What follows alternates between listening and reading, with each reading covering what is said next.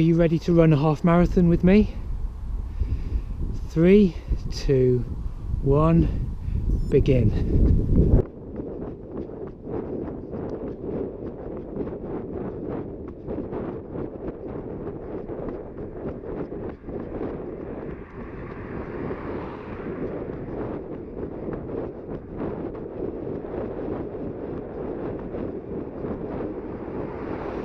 Quite busy today.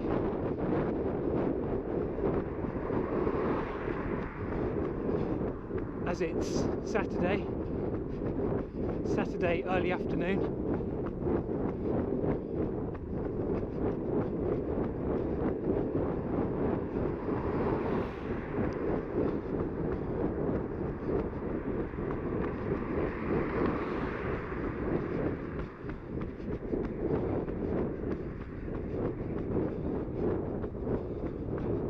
I don't know how I'm going to feel today.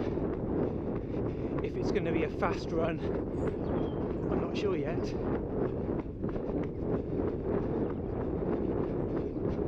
Sometimes the unpredictability makes it interesting.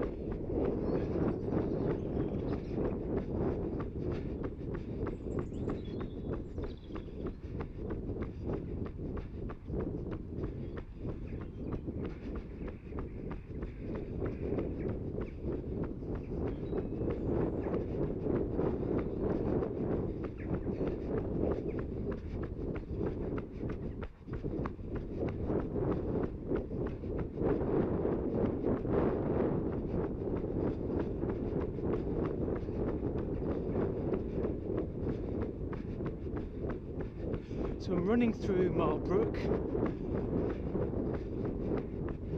I'm about to turn right onto the Birmingham Road, fairly straight, flat section, and then I'll be going up along a winding lane towards the Waisley Hills, and then it will be trail running for a bit.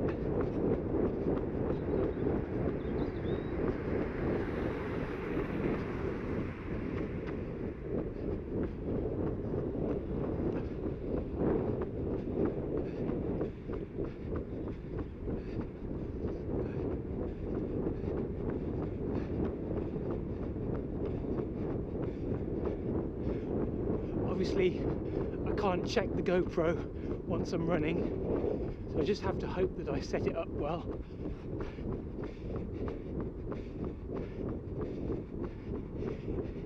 It kind of helps my running in a way, because I need to focus on keeping my head steady while I'm running and trying not to lean to either side.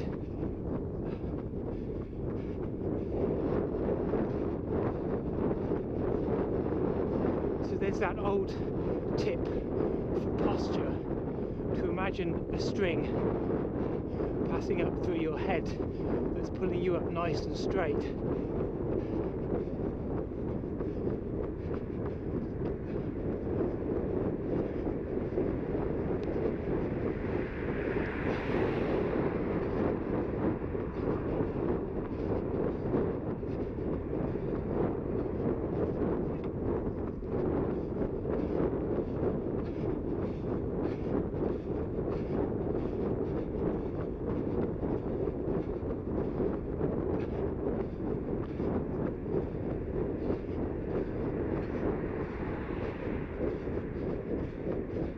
Great, I've got a clicking inside my head. I don't know if you've had that before. It's quite annoying when it happens, but it's probably to do with the sinuses. It doesn't mean your head's falling apart, or at least I hope not anyway. I've had it before and it just... something that you get, then it goes away.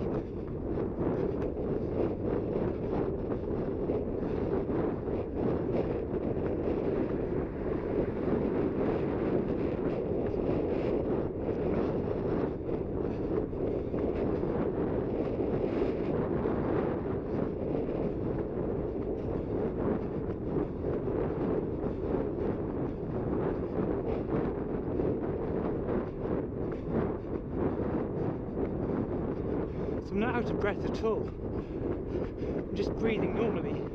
But then there's quite a lot of downhill in this first mile. And also, I suppose for a video, I don't want to be breathing really heavily if I can help it. So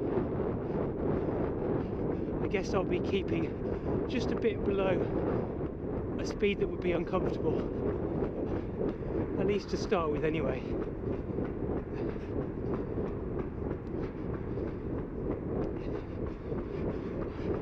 I did pretty much the same run a year ago,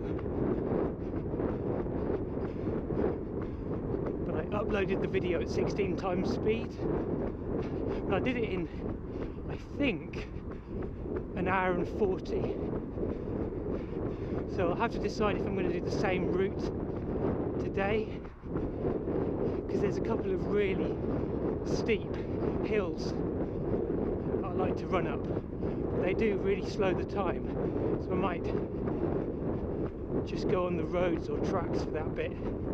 I don't know yet.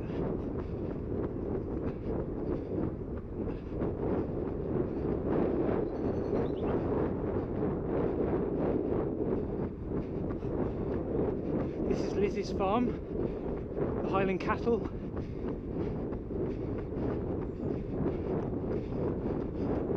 So she sells her own beef, mince, and then she does pottery, and there's a cafe as well now.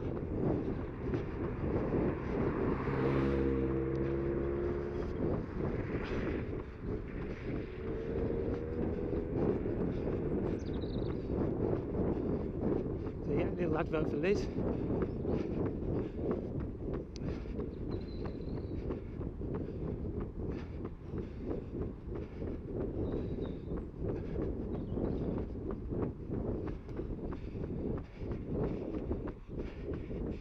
Have to hope the cars don't whiz round these bends too fast.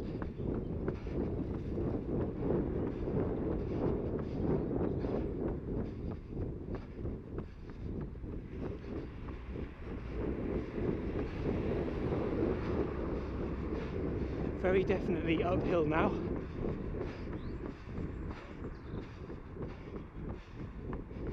And I recently realised that more and more people look for videos like mine, first person running videos, to watch on the treadmill.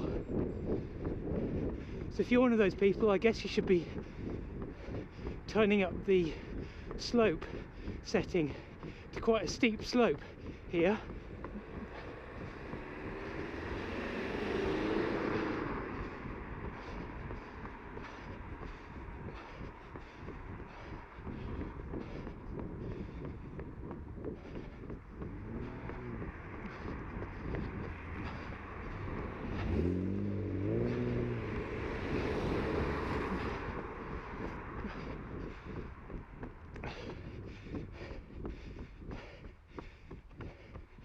Now a nerdy question I'm quite interested in.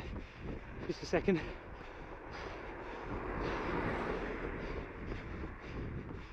Yeah, so my question is,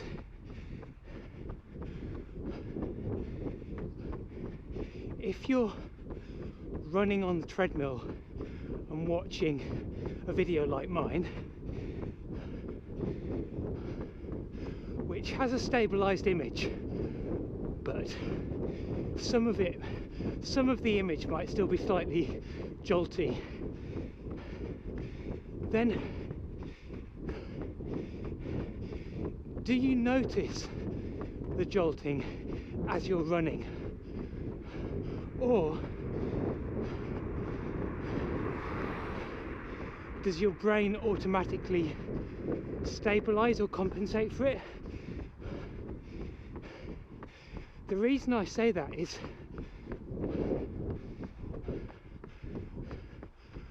when you're running like I am now, when I look into the distance, it is practically stabilized for me, but the GoPro obviously has quite a lot of jolting before it's stabilised.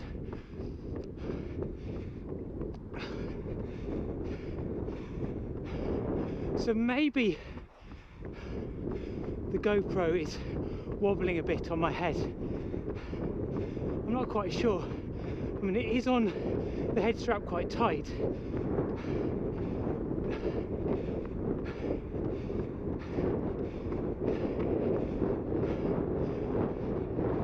Because if you think about it, if you're running on the treadmill and watching video,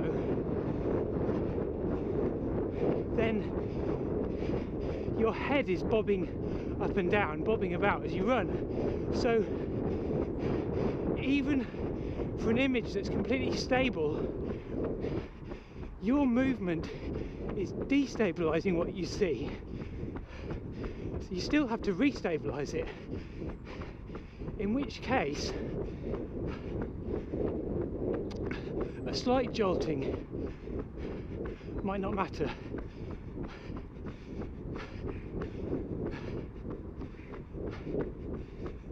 That's the best I can explain my thoughts.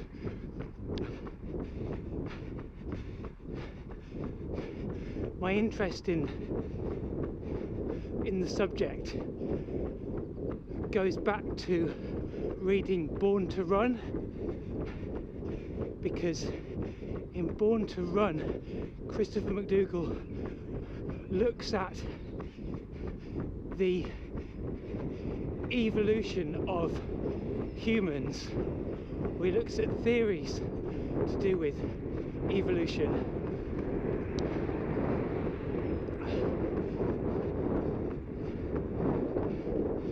And I can't remember it very well now, but there's a theory to do with the human brain being unusually well evolved or adapted for stabilizing the image as you run.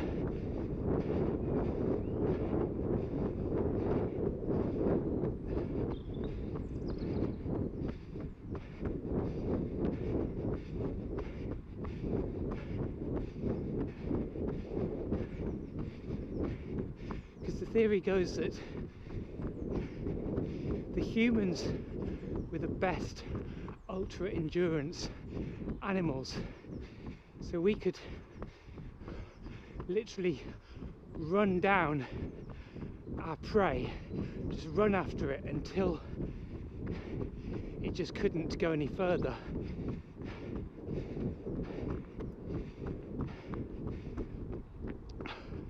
So somehow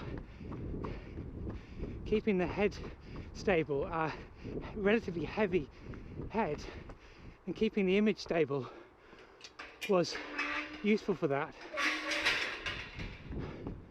And also the fact that we're on two legs and not all that hairy, we were more efficient at heat management, whereas the four-legged furry animals would overheat. They couldn't get rid of the heat so effectively, especially in the hot climate of Africa, so they would have to stop to rest to cool down.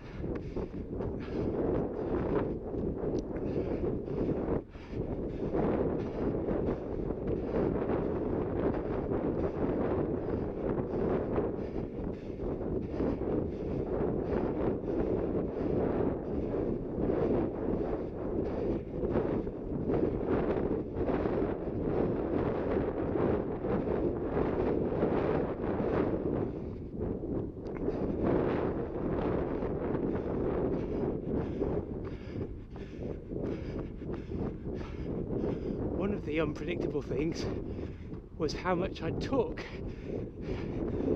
So far I've talked quite a lot.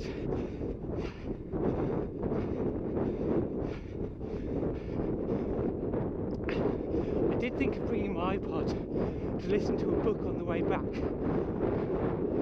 Partway through, a couple of really gripping audiobooks. One by Andy McNabb and the other by Chris Ryan. One's called Death List and one's called Detonator. Right, second mile, 8 minutes and 37. I didn't notice how quick the first one was, but total time so far 15 minutes and 20. So the first one was about 7 minutes.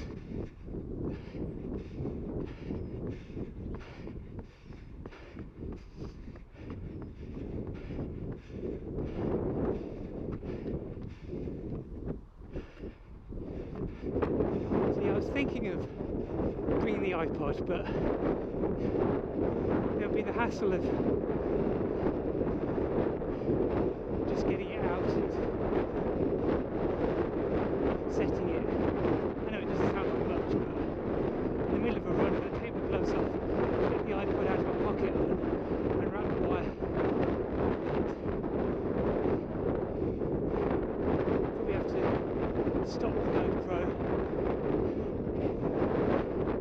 stop the watch. The thing is, I decided the point of this video is just raw footage, just to show an entire half marathon with no editing, so no iPod.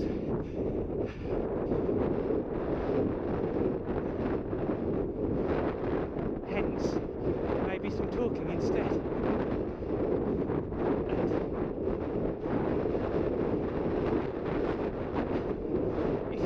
Video to watch on the treadmill, then I don't know if you'd bother with sound anyway. Probably just see the image, and I imagine you wouldn't look at the image all the time. Probably just look at it from time to time to bring you back into focus when you're running and to be motivated.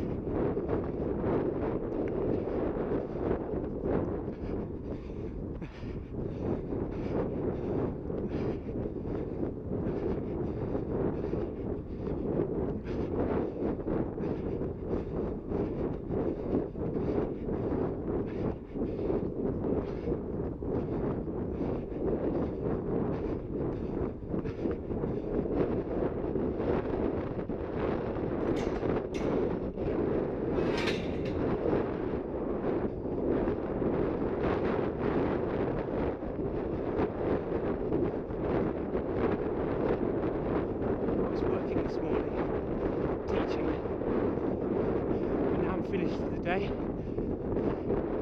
I just had the idea this morning of going for this long run.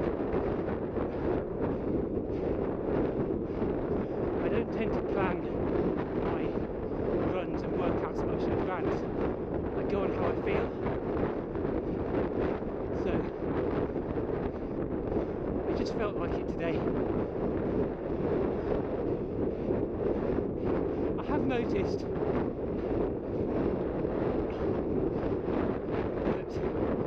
I subconsciously prepare for a long run. Like,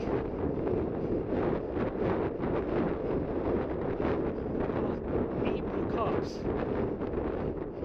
It's hard to disentangle because it might just be that I overeat and then I compensate for it by going for a run. And I know that does happen with some people, but sure it is that really.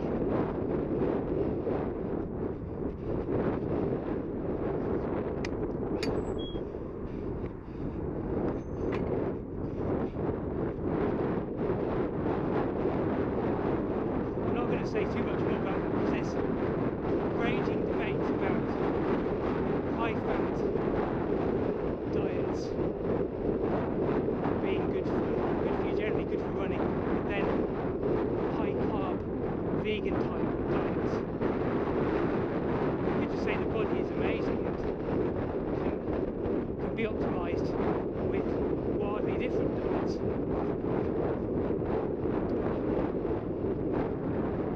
To be honest, I eat a lot of fat and a lot of carbs.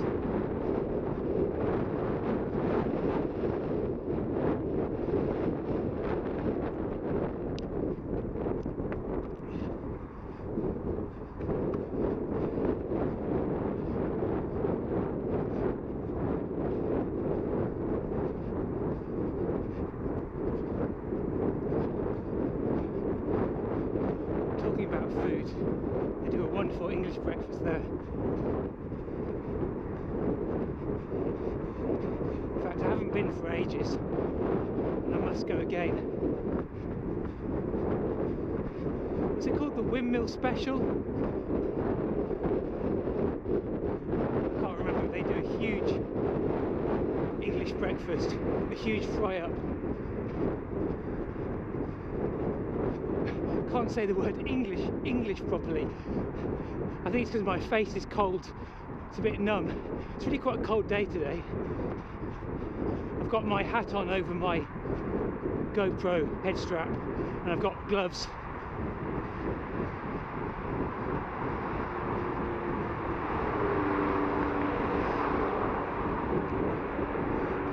That's the M5.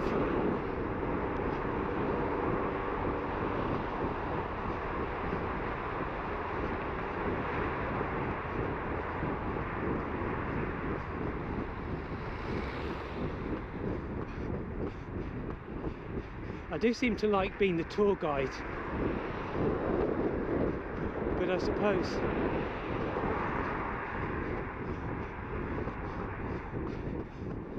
it's not always the most exciting sights around here. Not always, but relatively it's great. It's beautiful with all the hills and fields to run over.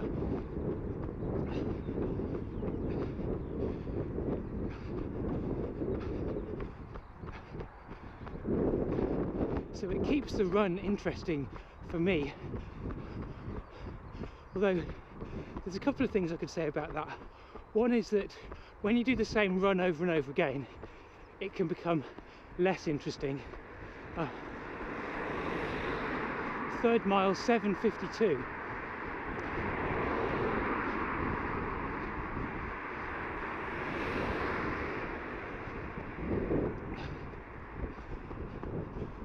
But on the other hand, with a running route, because I've just been for lots of just because I know parts of the route for so many different reasons, like to do with events, work, friends, family, and so on, and different bits of the run jog my memory, and that's quite a nice meditative sort of feel.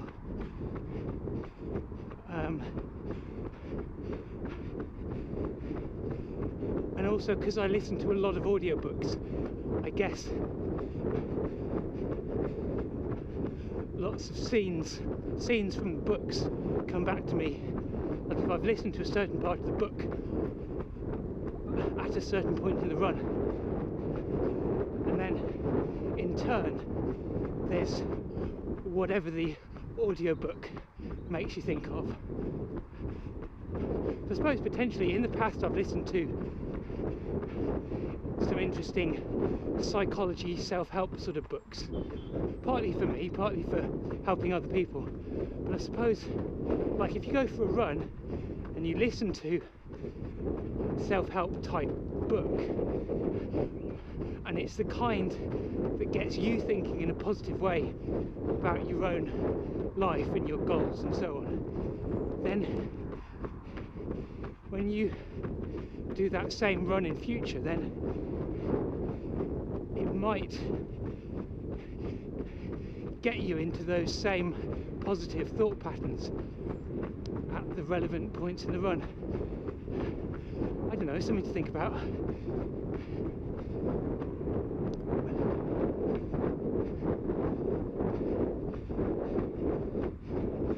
It does help to have a really tiny iPod. So I've got the iPod Nano, and it's been absolutely brilliant. I got it as a really generous leaving present from a company I worked for up to 2007. Really 2007, yeah. And I've had it ever since. And I've listened to hundreds of hours of books, and more recently podcasts and music, maybe thousands.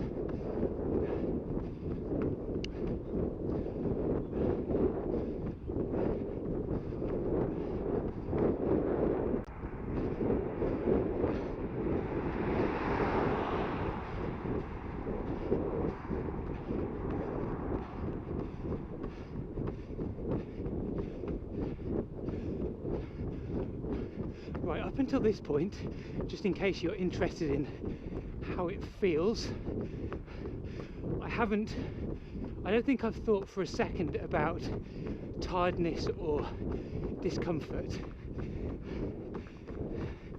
Probably I've been absorbed in thinking what to say. But going up this hill,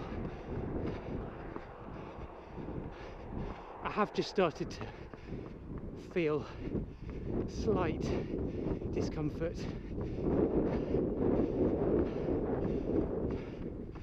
Probably on one side of my stomach. Just a slight discomfort, maybe almost like a warning to say, keep a good posture. Don't let yourself get too tight in the core.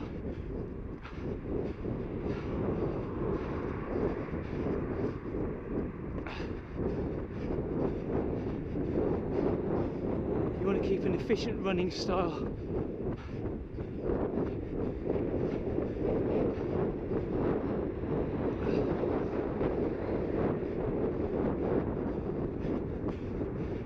Because a tightness in one place can have knock-on effects. Come to think of it, I have got slight tightness in my hamstring, which I had after my last run, hasn't cleared up yet, so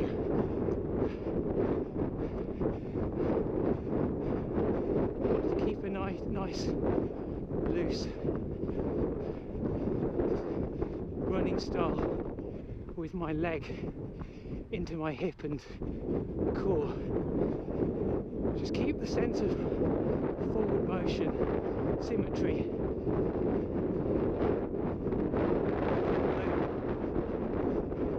Don't let that be at the expense of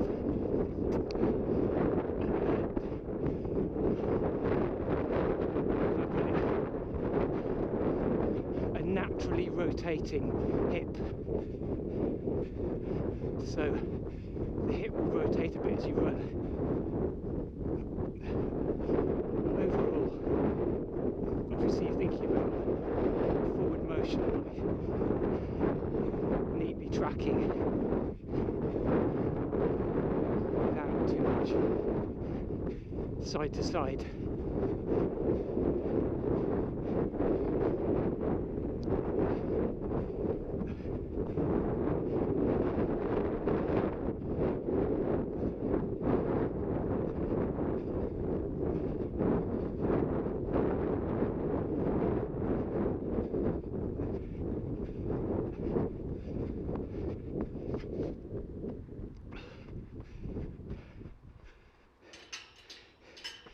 take off a few seconds for every time I have to stop for gates.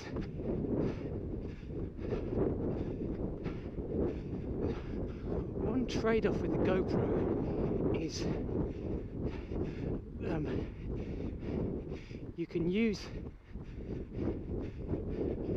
a thicker or waterproof housing for the GoPro,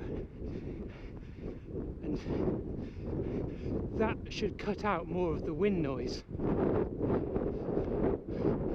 But on the other hand, it also cuts out my voice. So it's a bit of a breeze today, and I put the less thick housing on compared to my last few runs. So it may be that you hear the wind more, but you also hear my voice better. I don't know. We'll find out. Now I like to go straight ahead. It's a really nice run, but I just think it's going to be too muddy. So I'm going to go this way. A bit of road on the gate. What's that? 8:08. So it's looking like an 8-minute mile pace, just close to, certainly closer to 8 than 7. Might go faster on the way back. So just have to calculate what that means for half marathon. 8 times 13 and a bit.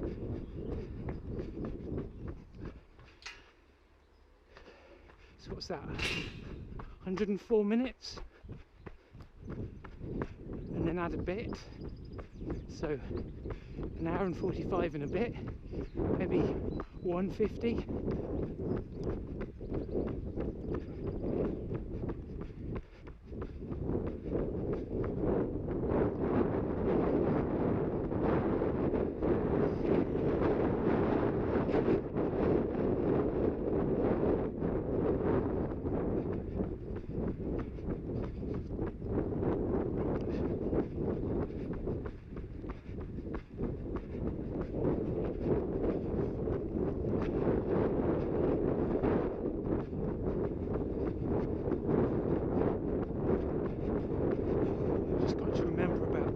String pulling up through the centre mass for good posture.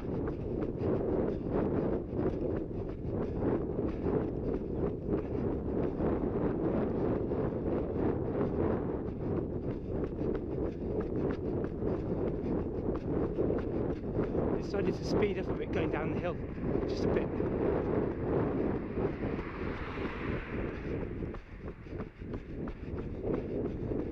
One thing I was a bit worried about before I left was I've got a blister on one of my toes, under the toe.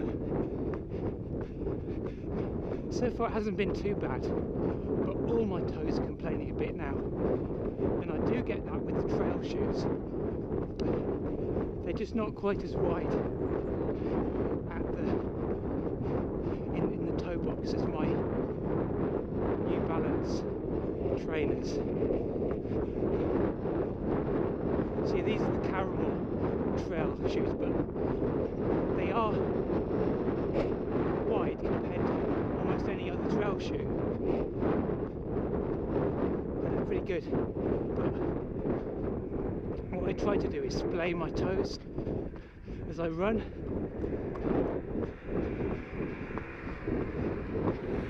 And I improved that aspect in my running partly from doing barefoot running.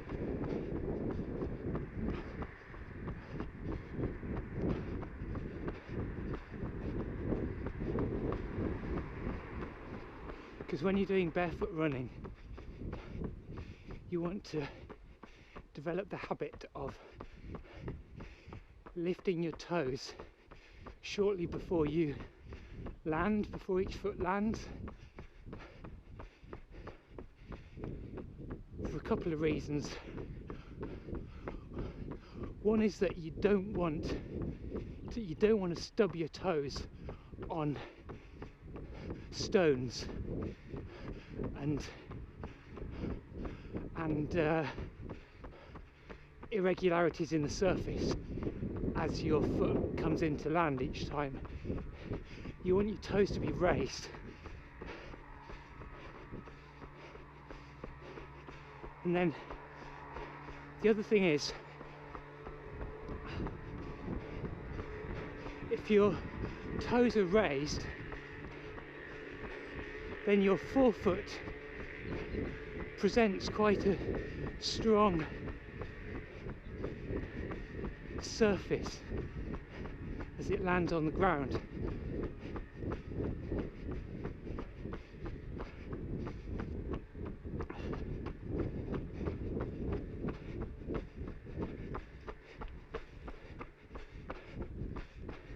So it's a rounded surface,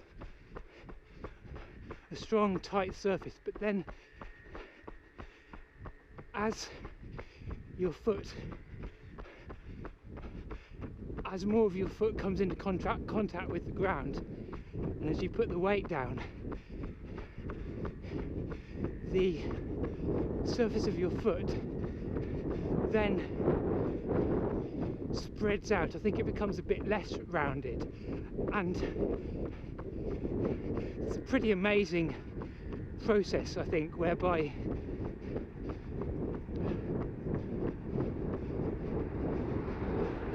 the surface of your foot sort of flows over the ground, because your feet are incredibly sensitive with a huge number of nerve endings, and in the blink of an eye, I think those nerves send signals that helps your foot to spread the weight in the most effective, the least harmful way. So if there's little stones, then less weight will focus on the parts of your foot where the stones are. I think I've got that right anyway. I read about all this a long while ago, but it has been my experience when doing barefoot running for real. So obviously now I've got nice padded shoes, but I am trying to splay out my toes as I land, just so they're not rubbing or impinging so much, being impinged, whatever, on the edges of the toe box.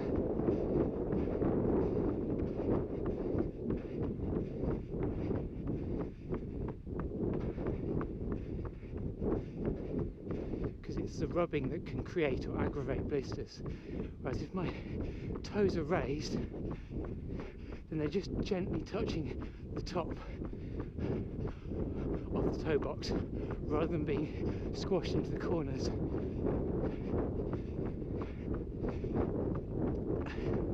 Your feet actually expand as you run. That's one of the reasons you want big shoes, like shoes that are a size or more too big. 7 minutes and 30.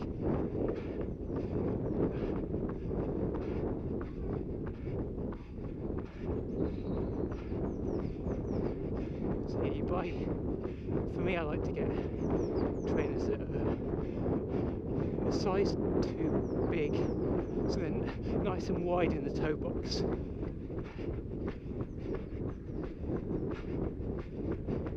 And if you're running downhill as well, that's when your toes come forward and you can get squashed even more. Okay.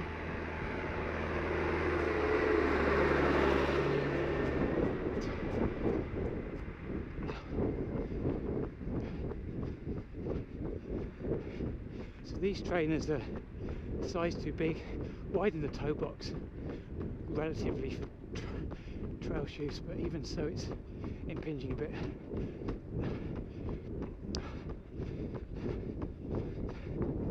Afternoon.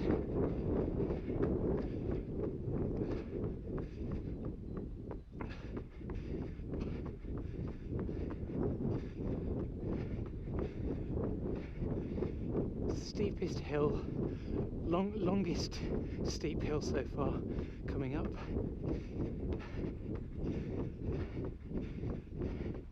And I'm not up for tearing up this hill. Legs are feeling quite tired. This could be pretty slow. Just going to take it steady. I could run straight up on the path there, but I'm going to go on the road, which is steep enough, zigzagging up. Remember posture, probably leaning my head to the side again, and also just trying to keep it steady so it's easier to watch.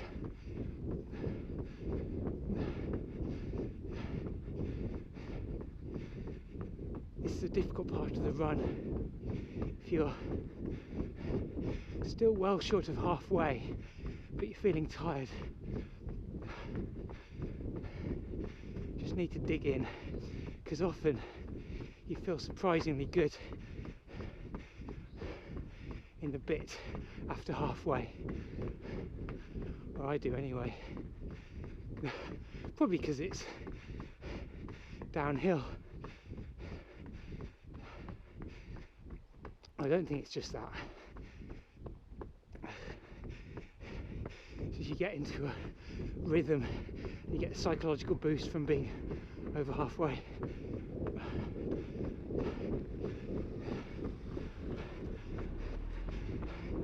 Maybe even run as high.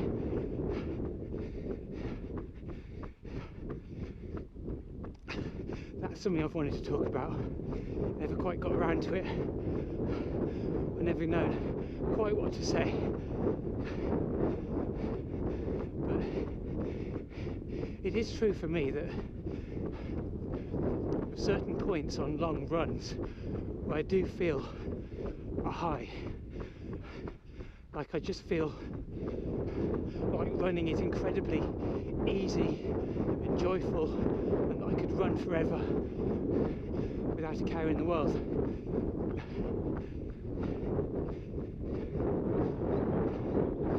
I think sometimes you can just be in the right physical state, maybe in terms of what you've eaten and drunk over the last couple of days, your rest and sleep,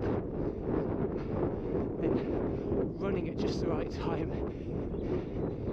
You get into the run, you've been running a certain distance, and I just get into that rhythm. You're in a sustainable flow of running.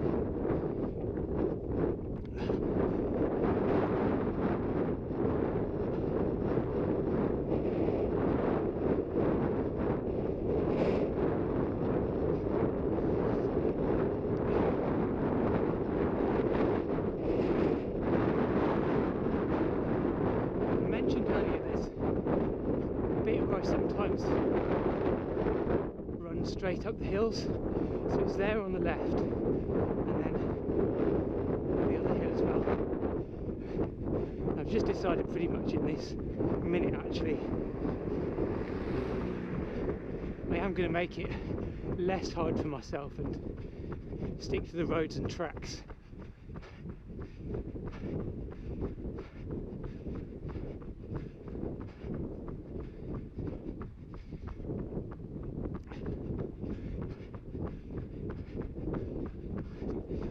It's 5.6 miles, 44 minutes.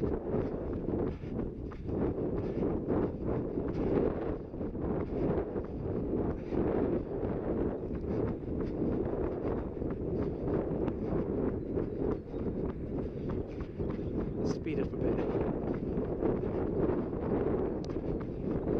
I would go even faster if it wasn't for the shoes actually, they are holding me back a bit.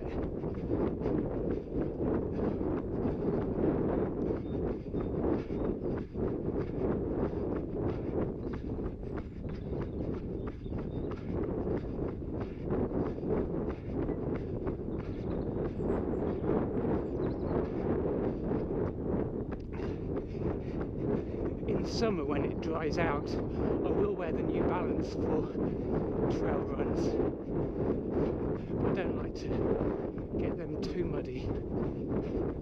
So maybe when I did this run over the hills in an hour and 30, I probably had the New Balance shoes on. I would like to capture that on film, but as I've already bored people with many times,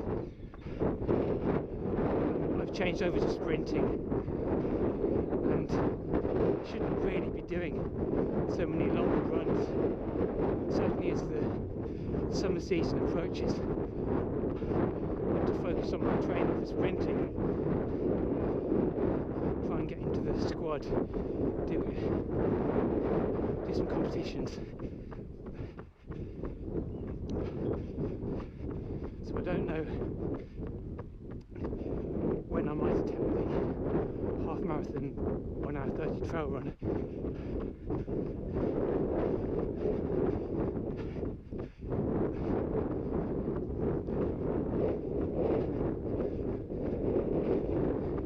I might do some runs on the track.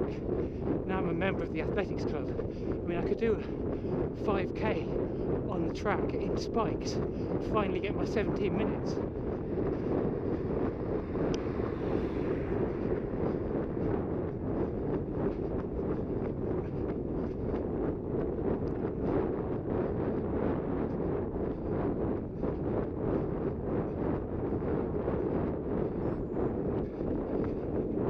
And 7.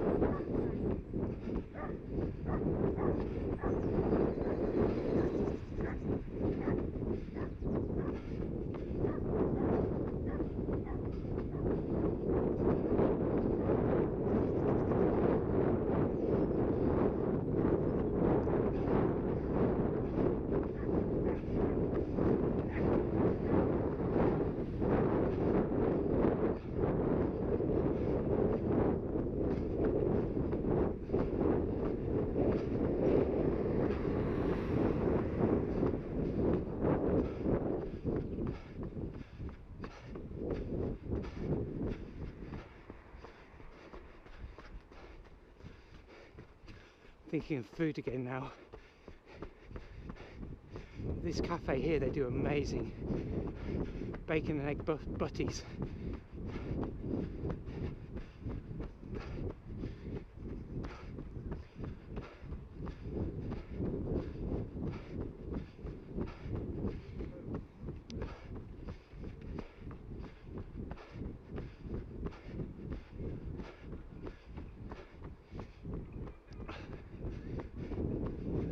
I'm going to have to go for a fry up in the next few days.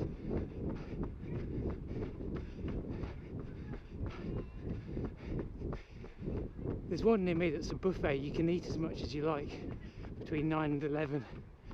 I might have to go there very soon. I can smell it.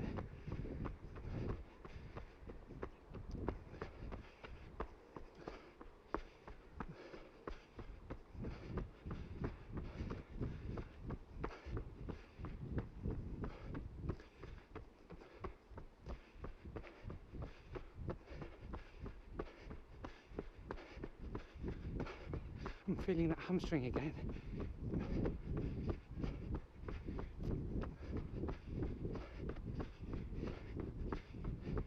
I'm going to try and relax the ankle and calf muscle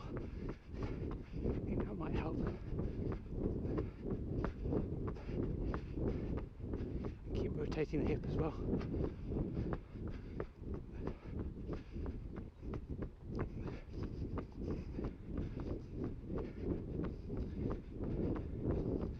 People have been asking me recently about breathing through the mouth versus breathing through the nose. I think it's pretty obvious that if you're running fast and competitively, you'll be breathing through the mouth, because otherwise you just can't get enough oxygen in. But I suppose if you're doing an easy run or a gentle run, you might breathe a bit through the nose.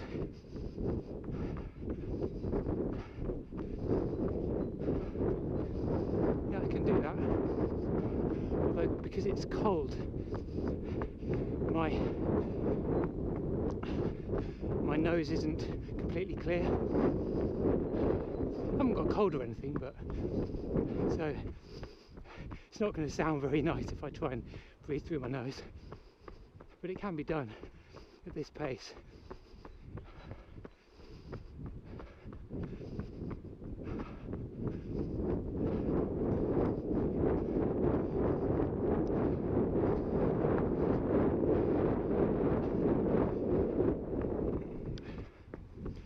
We're doing 6.56 miles. Probably turn around actually. We'll just get to the end of here and turn around.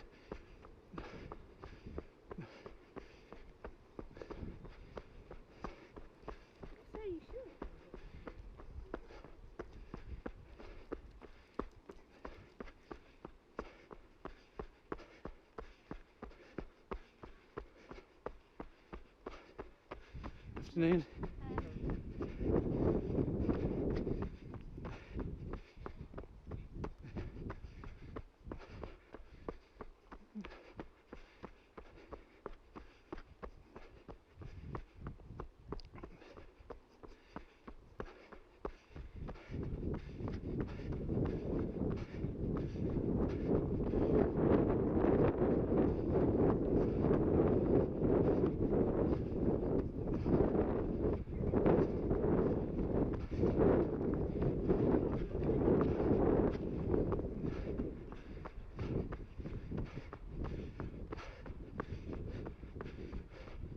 Great views here.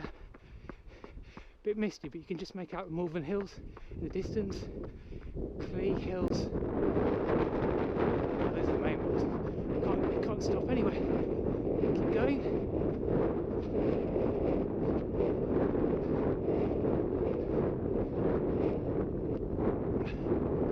Clee Hills are in Shropshire.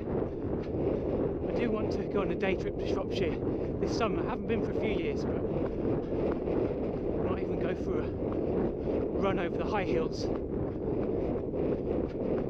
Could even go as far as Wales and Hay Bluff and around there.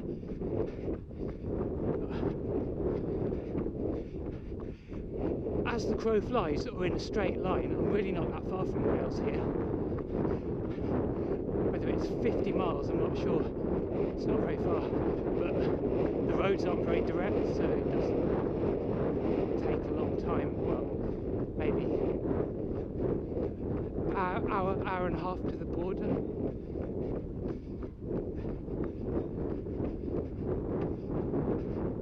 I'd like to visit more.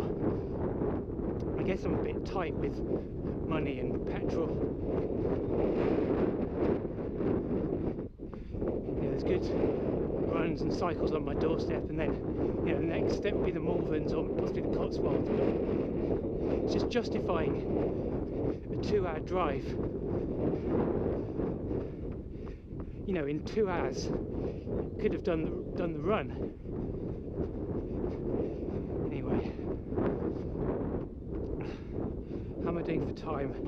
Coming up to 7 miles, coming up to 55 minutes. So I'm just under 8-minute mile pace.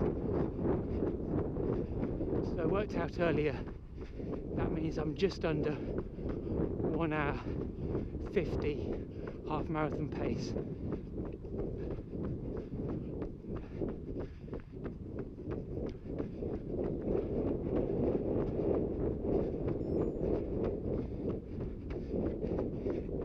minutes and 16.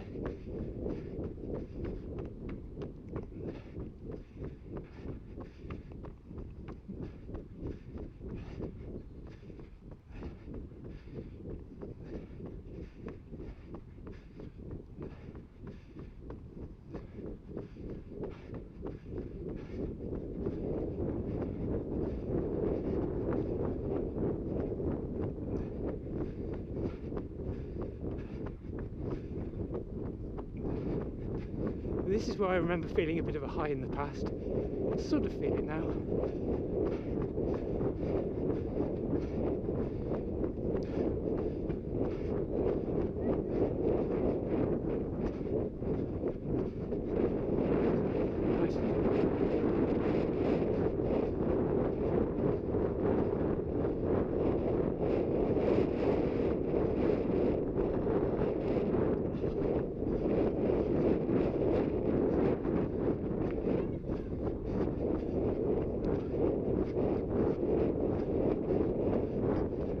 It definitely helps my mood if the weather's better than it is today. Pretty grey today. Although hopefully there's enough light now, it being mid-March, you know, enough light for the images on the GoPro to look okay. Because I think you lose clarity if it's too dark. And I suppose if it's too bright, that could have some negative effects. But it's much better if it's blue sky. And I've noticed that with the image stabilization, it does something a bit funny with clouds. It's like the clouds will bounce around.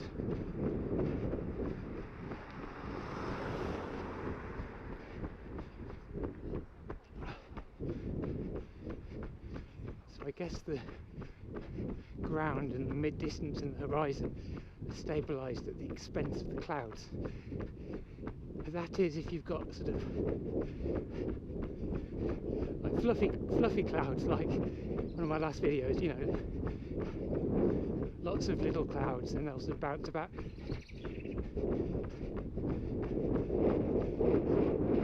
Today it's a fairly monotonous grey cloud cover, so it's not really an issue. But if it's blue sky, there's no issue, because the sky just looks blue, and that's that. So if you want a nice steady video, then, well, I guess probably you want either blue sky ideally, or a fairly constant cloud cover.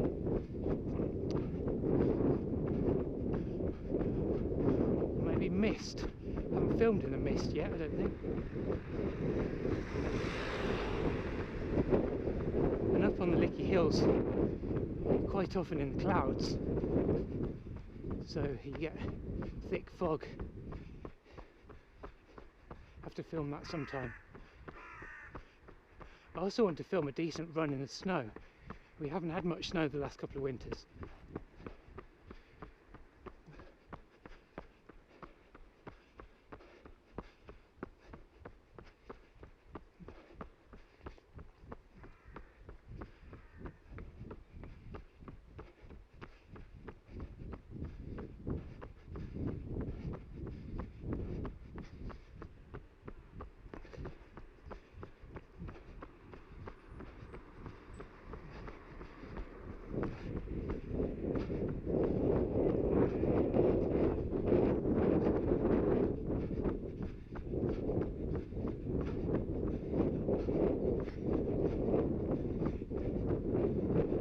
Feelings at this point. On one hand, well over halfway, and well into the run back,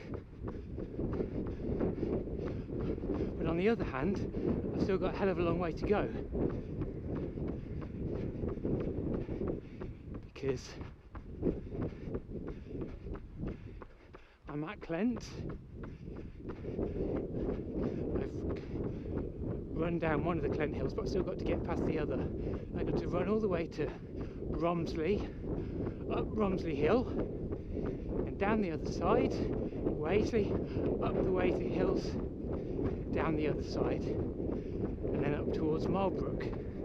So it's still a long way to go.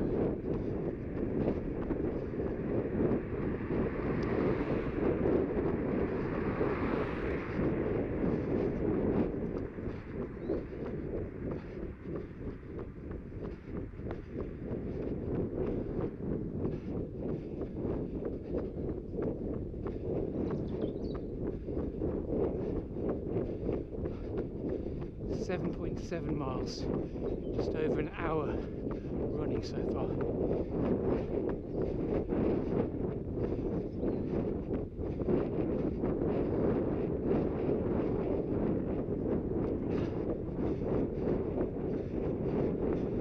It's a long time actually since I ran for this long without stopping at all.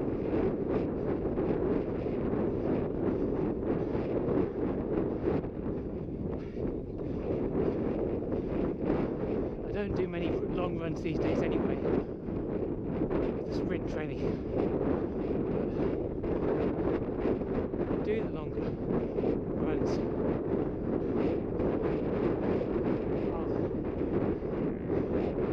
Quite often these days I'll do walk and run.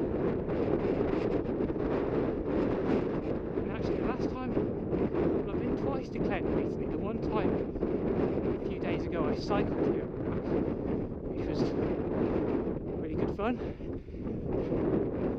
And the other time, a week or so before that, I did walking and running. And actually, I measured it with the Garmin watch, and I did 19 kilometers of running altogether. So it was mostly running, because a half marathon is, I think, 21 kilometers. So I guess maybe because it's a bit longer than a half marathon, I probably walked 3 kilometers or so, and then I ran the rest.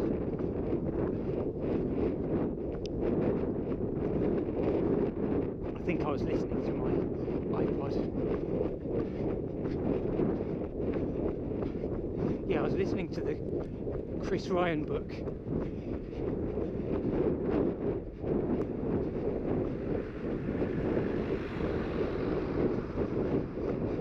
That was an epic book to be listening to on a bleak early spring trail run, because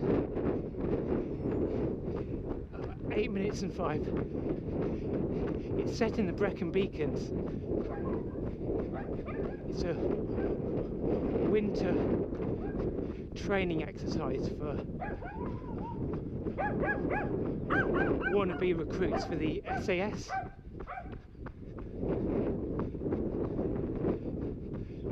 So there's guys waiting to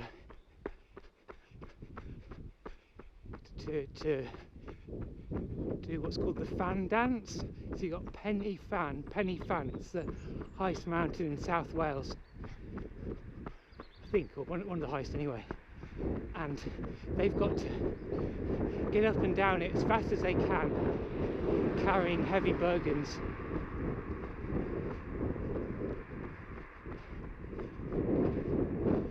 So that's the setting, set in 1999, I think. But then, as you might expect, bad stuff happens. Don't want to spoil it.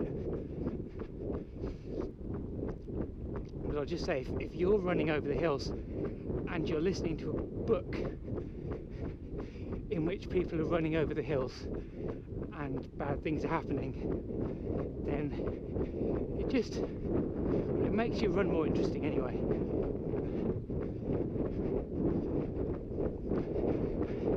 Pick the pace up a bit more now.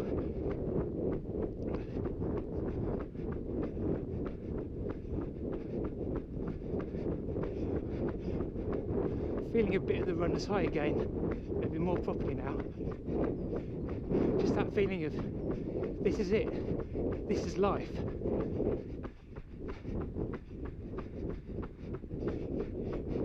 You could say that I'm the boring one. I'm just running on my own, just doing something monotonous, and other people are living. But when running feels great, you just feel like you wouldn't want to be doing anything else. Like, I don't know, I could be sitting in the dark in a pub, and that'd be nice. That'd be really nice actually. But actually I'd rather be doing this right now.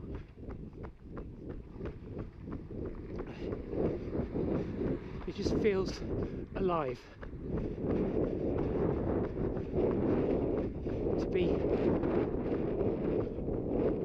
running, so to be exerting yourself, to be using your body properly, testing your body, doing something physically demanding that you've evolved to do, but then also stimulating your brain as well.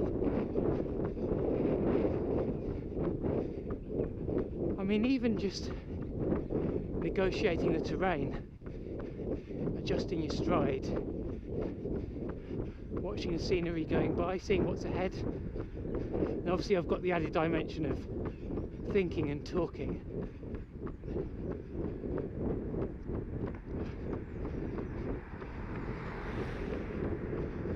But in the ideal world, while you're exerting yourself, you can feel great. But certainly when you've finished, you can feel a great, tremendous sense of reward. I know that I'll really enjoy my curry and beer tonight, no question.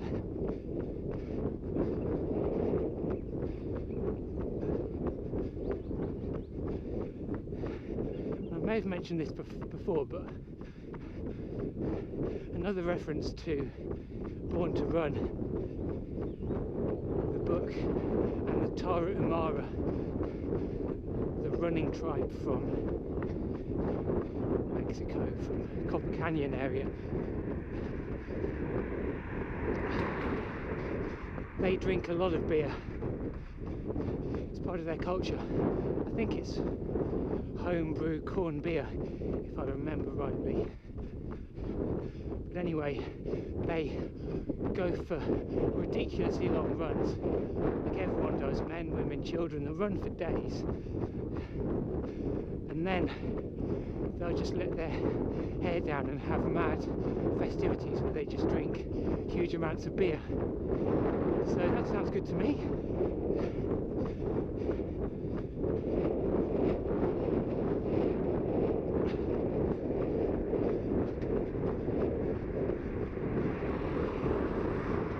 I mean, one of the secrets of long distance running, at least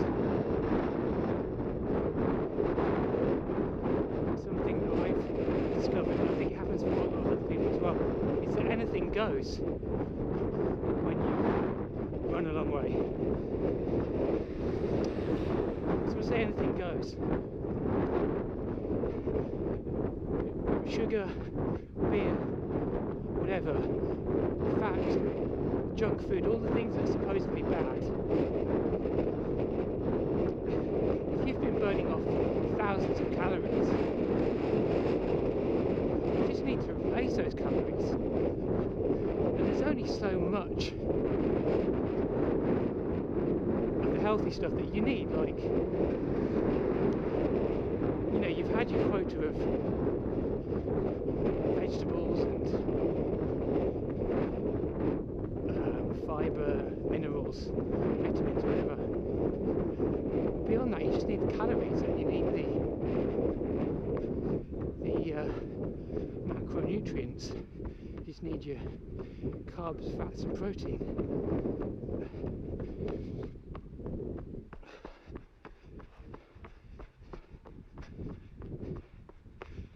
Oh, did I mention chocolate as well?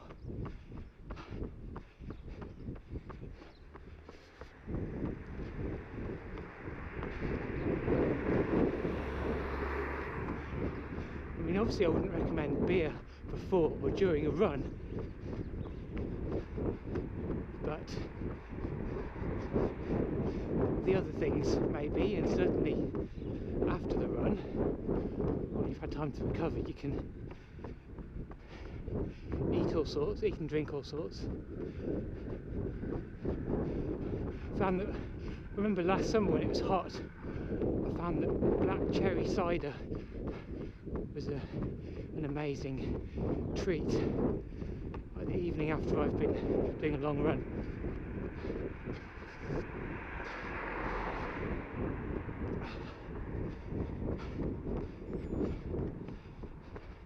$7.49.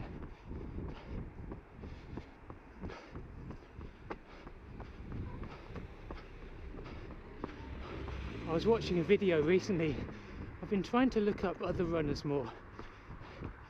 There's an up and coming YouTuber called Harry Runs, and he's a way better runner than me. Does 5k in under 15 minutes and does marathons, long trail runs, does a lot of running in Eastern Asia, I think, records videos there, so he's becoming very popular, and he's run with and interviewed some famous runners like Scott Jurek. So I listened to his audiobook a couple of years ago. In fact,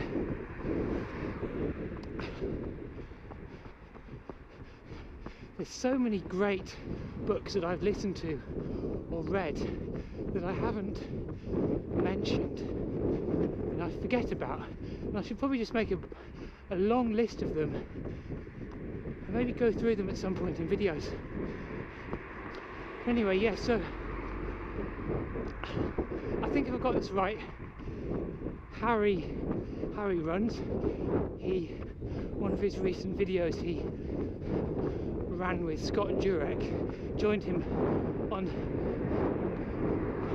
part of the Appalachian Trail. I was going to go this way.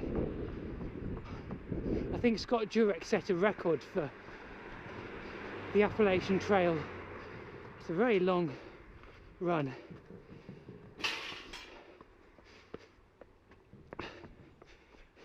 So the reason I mention this is that Scott Jurek was talking about donuts, of all things, vegan donuts, because Scott Jurek is famous for being a vegan and an amazing endurance runner. I think he really raised the profile of the vegan diet in ultra running. There's a lot of channels these days. Anyway, I'm trying to say too many things at once. To start with the donuts. So he was saying pretty much what I said a few minutes ago, that in an ultra event, when you're getting through so many calories, you just need to replenish those calories in an easy, appetizing way. So he gets through a lot of treats, and donuts being among them, and certainly the array of vegan donuts looked very appealing. And I'm not vegan myself, but I'd certainly go for them. I mean, there's not a massive difference between vegan and non-vegan donuts anyway. I suppose, would the main difference be egg? Is there normally egg in donuts anyway? I don't know. But I certainly appreciated his book when I listened to it, and I took on board a lot of what he said about the vegan diet. So you can enjoy the book without the vegan aspect of it being a big issue for you, either way. But I can see where he's coming from, and I can see how the vegan diet can be well suited, or even like in extreme situations, fruitarian diet, just because, as I said, you're getting through so many calories that even with a relatively low protein percentage in the nutrient mix, you get through enough, you eat enough, you'll get the protein. And I'm sure any vegans watching this will be screaming at me anyway that protein shouldn't be an issue in any case, whether you're getting through lots of calories or not.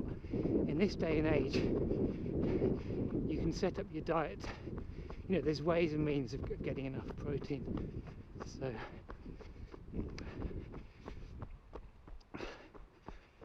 yeah, I can see how that works and how that works for people.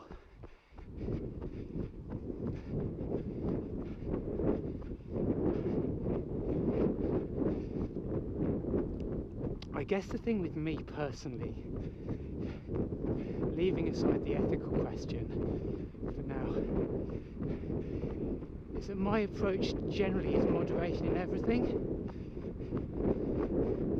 So I'm not hell-bent on becoming as fast as I can running. Well, actually maybe I am to an extent with sprinting, but my life has a lot of variety. I've got a lot of different interests, and I want to enjoy all of them and not become too obsessive about one thing. So,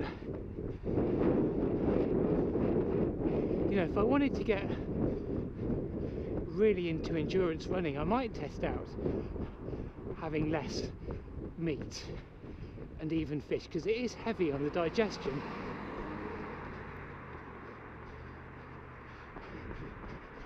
But because it's not such a priority, then, you know, I enjoy eating meat and fish and dairy, and I don't have an ethical issue with it. So, you know, even if it is the case that it slows up my longer distance running at least a bit, I'm not going to sacrifice it.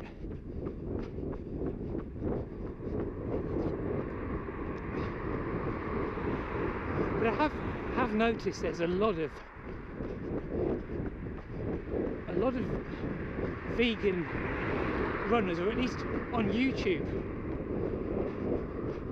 I noticed from the channels that get linked to mine, or even just looking at videos to do with 5k and 10k and marathons, people give themselves channel names that reference veganism or fruit diet or whatever it is.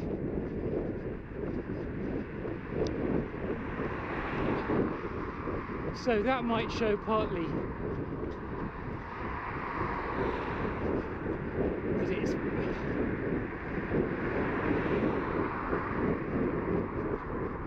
that veganism, vegetarianism become more high profile, maybe more popular, but it might also show that people want to have a greater meaning. So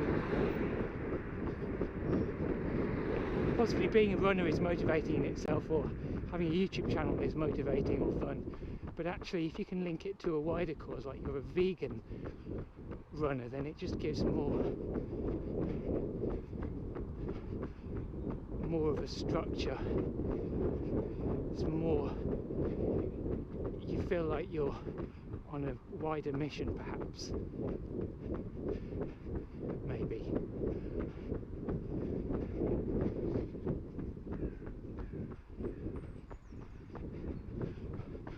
I listened to a podcast called the Fitcast, and I think one of the guests on there recently, a personal trainer, as most of the guests are on there, he was stressing about, he's emphasising the point about staying in lane.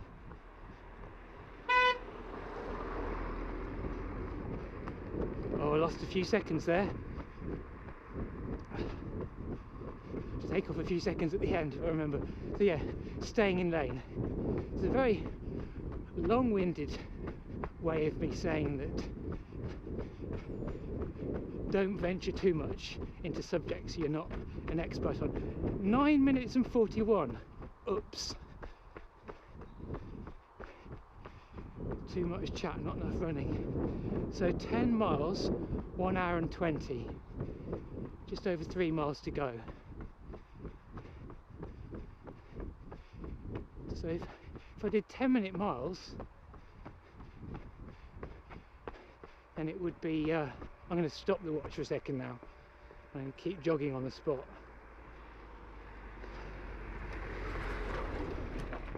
Start it again.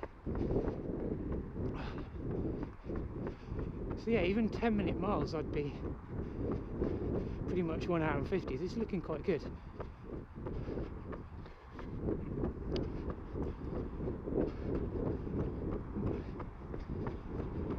Thank you.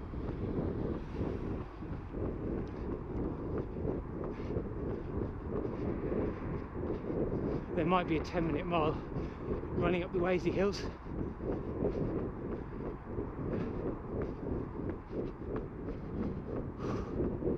Feeling a bit cold now.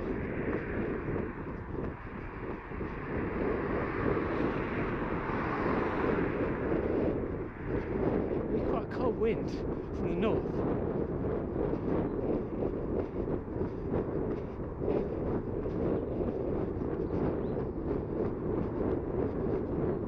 When I'm wearing a t-shirt, jumper or sweater, and then this fluorescent top which is pretty thin.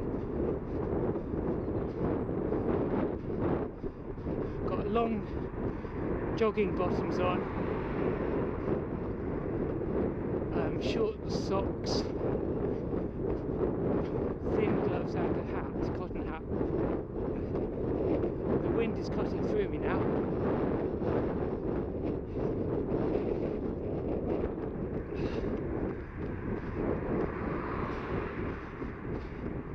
Don't always get the heat management quite right. I was talking about that earlier, how humans are effective at shedding heat. I mean, you warm up when you're running, but there's a limit to it.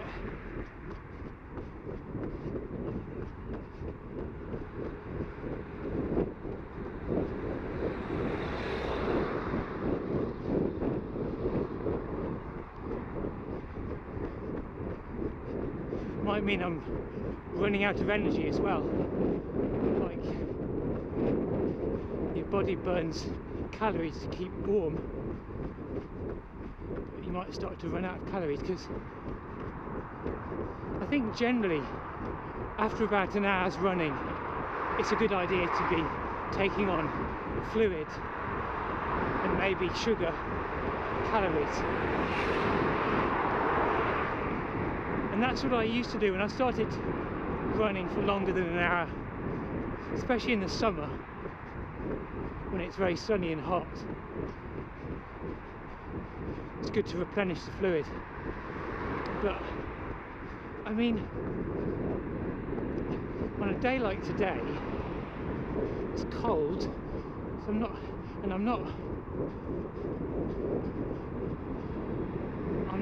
running at a pace that would really make me sweat anyway. So it's really not necessary to bring any drink. But I could probably do with a bit of sugar, I suppose.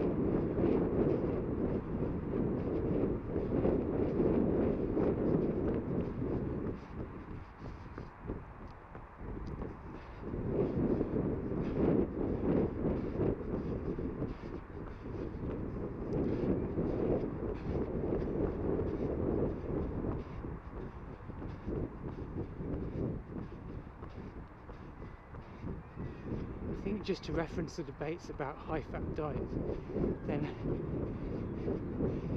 if your body becomes efficient at burning fat for fuel, you don't really need to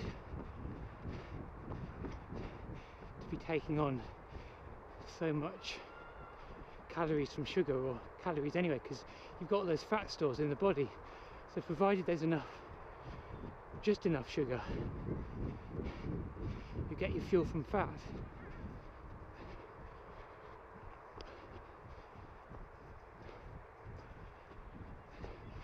And if you don't sweat too much, you're not running too hard, you don't need to replace the fluids either.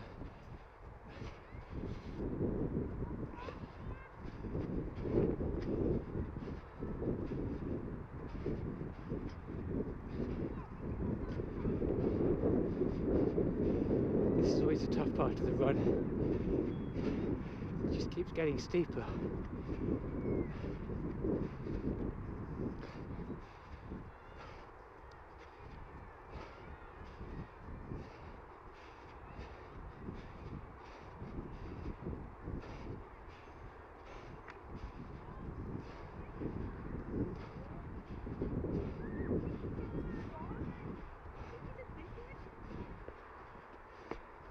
Squeeze through. Thanks.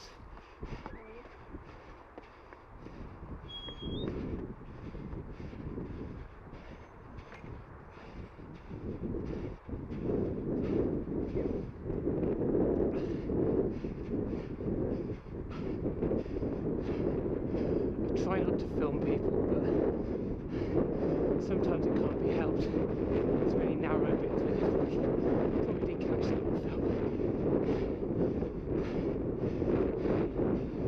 Can't do too much harm though, surely.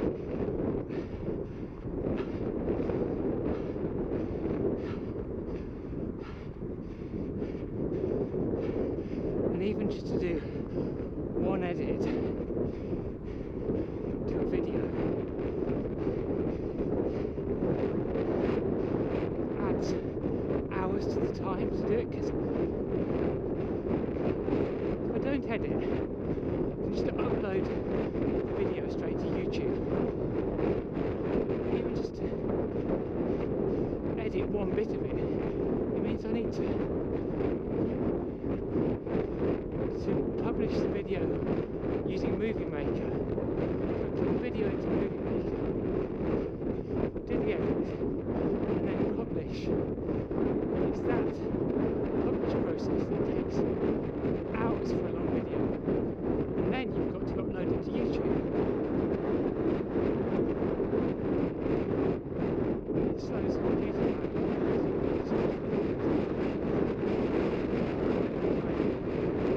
So it's only want to edit long videos. I mean, there is a video editor in YouTube itself, but it's quite fiddly to use.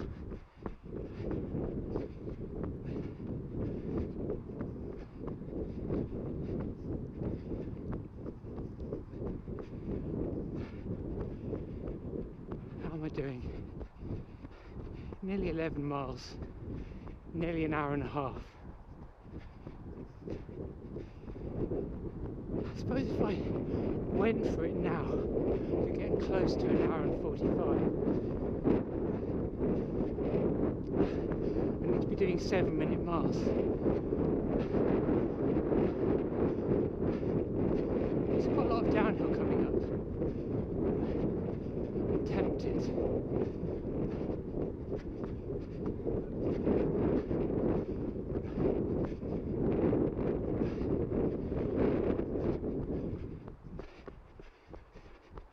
Let's see where I am at 11 miles.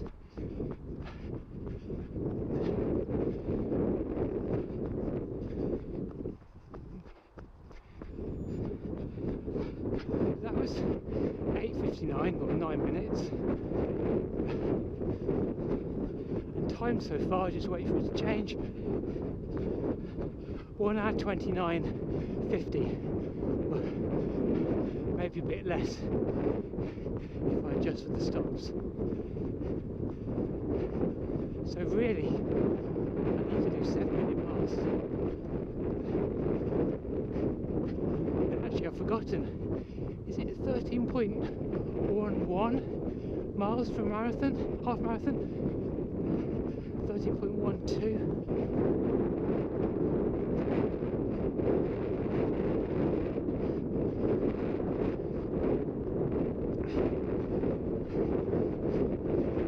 Whatever it is, I've got 2 more miles and then a good part of a minute to do the other bit of a mile.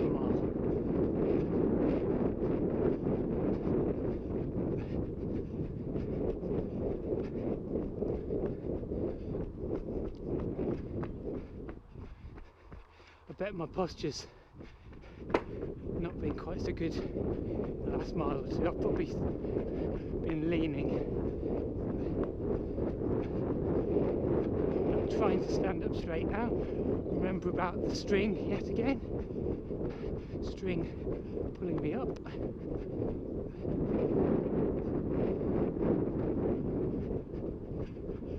Went for such a good run on the Wazy Hills about a week ago in glorious sunshine. I didn't record it. It was a really good run.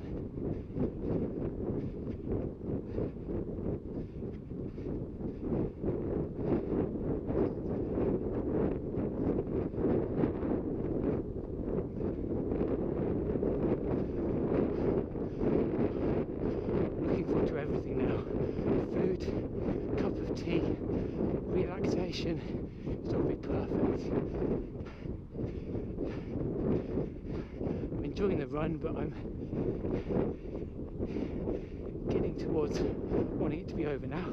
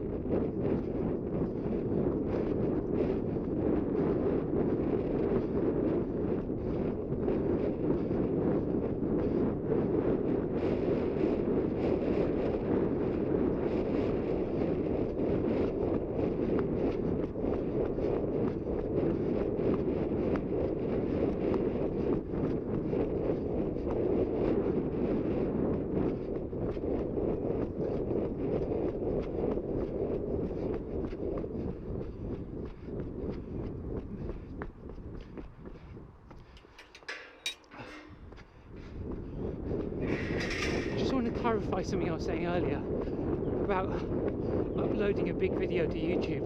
Actually, the GoPro automatically limits the file size, so when it's done about 25 minutes, it automatically stops but immediately starts again. So this run will probably be split into 4 videos maybe. So I'll have to use the video editor on YouTube because I'll have to upload the 4 videos and then use the video editor to put them together into one video. But even so, you know, to do something like that, it's pretty simple because you just drag and drop the 4 videos onto the sort of video editor timeline, and then you just publish it as a new video on YouTube. But it's just when you have to actually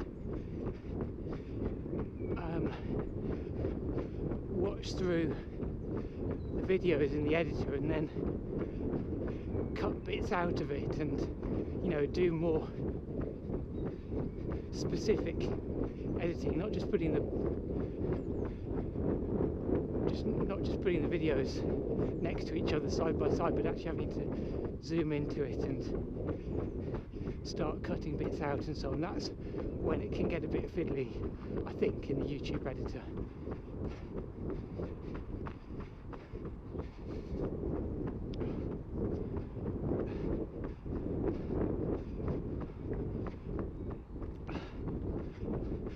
it's not a big deal.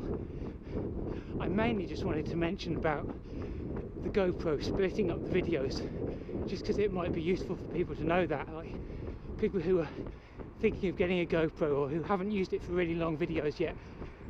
It's a bit of a surprise. It was for me. I thought there'd been a mistake the first time I recorded a long video, because it gives the file a different name. Like, I think the normal files, I think it's normally like GoPro and a number, whatever it is. Just the code is different for the extra files that, you know, when the longer recording is split up. So, and also they're potentially out of order, like when you look through your files, because they've got a different start of the code. I think they're found maybe in the next section if your file system is in alphabetical order. So I just thought I'd mention it.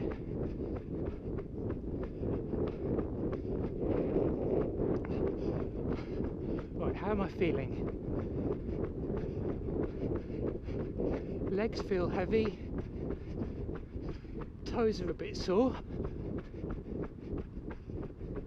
not too bad, hamstring is okay.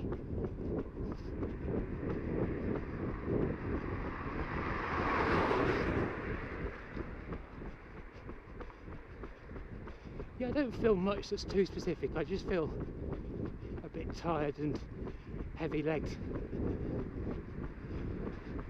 But good considering.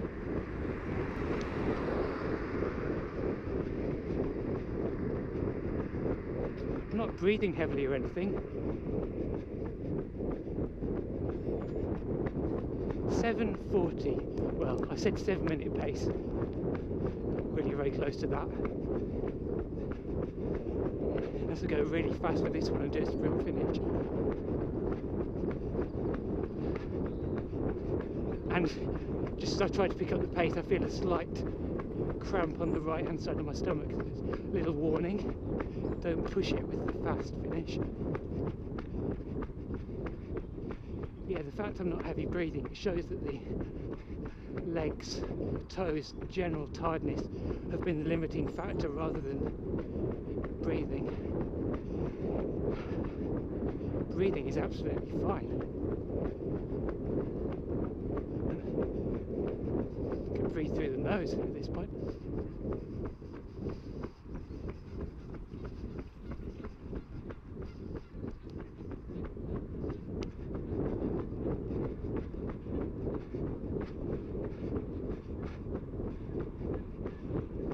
I'm not sure I expected to talk all the way through the run. Is this kind of some kind of record to, I don't know, run a half marathon and talk throughout?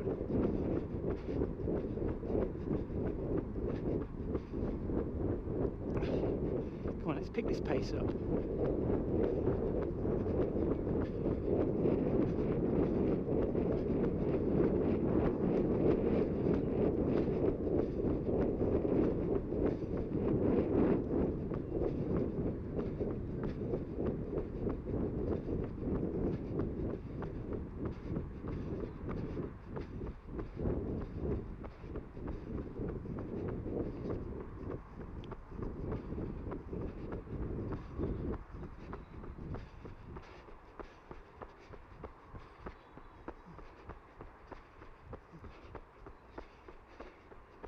And I'm going to finish up on Learner's Mile, where I shot my first video, the 1 kilometre interval training.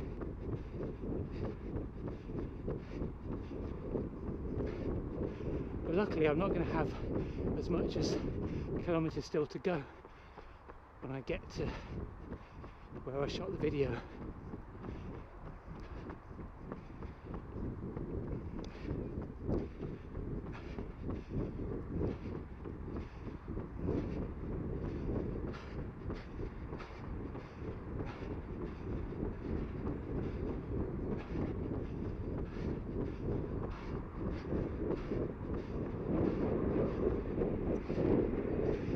hadn't had this hill, I maybe could have done the fast finish necessary to get the 1 hour 45. It's probably a bit too much.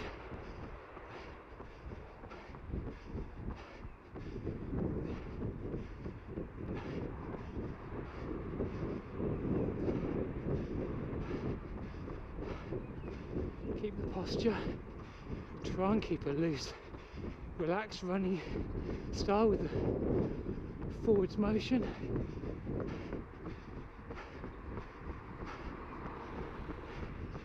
Getting towards the top of the slope now.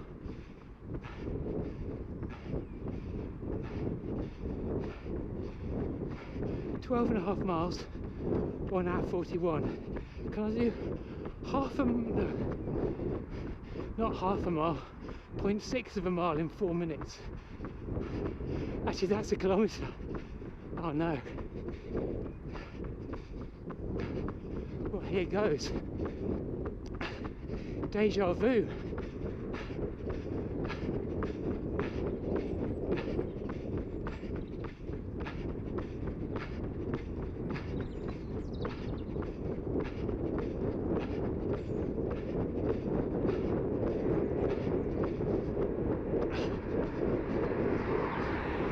So I said, luckily I wouldn't have as much as a kilometre, but it is close to a kilometre. And I've got to do it in 4 minutes. Not easy at this point.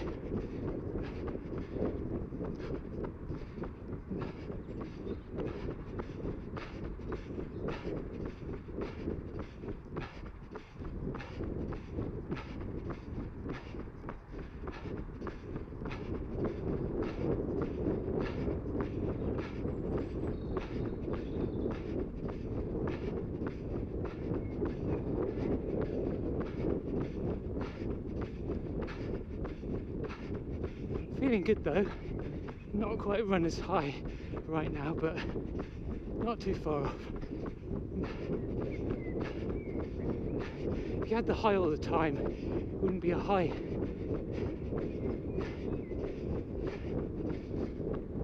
In other words,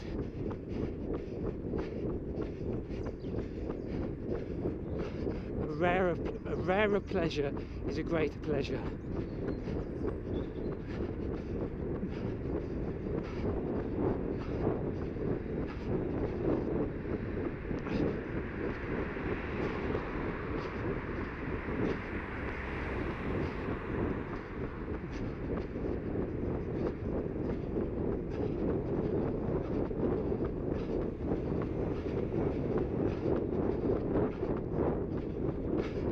Feeling the left hamstring now again.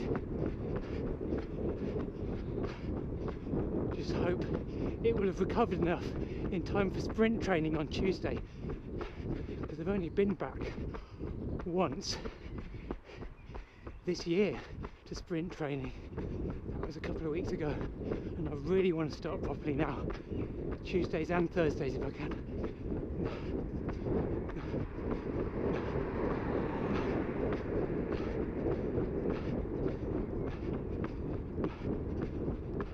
Accelerate, come on.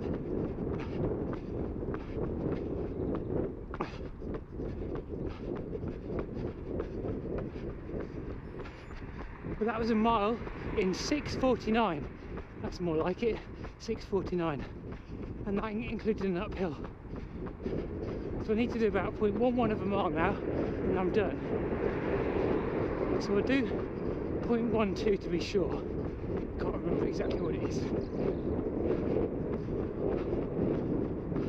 That's what I need, 200 metres.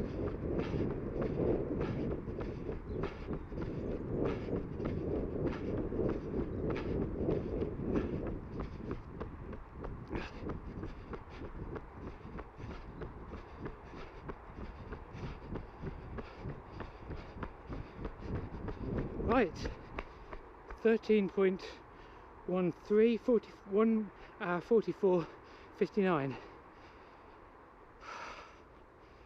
So on the Garmin we put save, and then it should give me, so 8-minute mile pace on average, 1,500 calories. Then all the laps: 6:31, 8:37, 7:53. Didn't see the fourth one. 7:31, 8:08, 8:17, 8:05, 7:49, 9:41, 8:59, 7:40, 6:50, 0:49. I was a bit over what I needed to do for the last fraction of a mile. So it's all done.